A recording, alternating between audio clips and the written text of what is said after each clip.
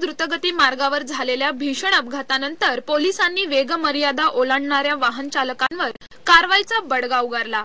यामध्ये दिवसभरात सुमारे 175 वाहन चालकांकडून दंड वसूल करण्यात आलाय। पुणे मुंबई द्रुतगती मार्गावर उर्से टोल नाका ते खालापूर टोल नाका हे 51 किलोमीटर अंतर आहे।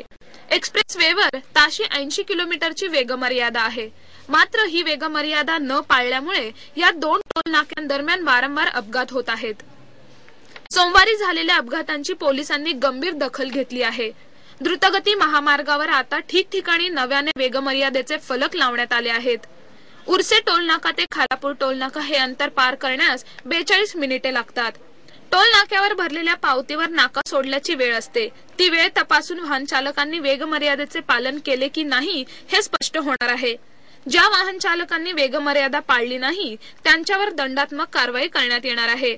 या मोहिमेचा प्रारंभ उर्से टोल नाके येथे करण्यात आलाय।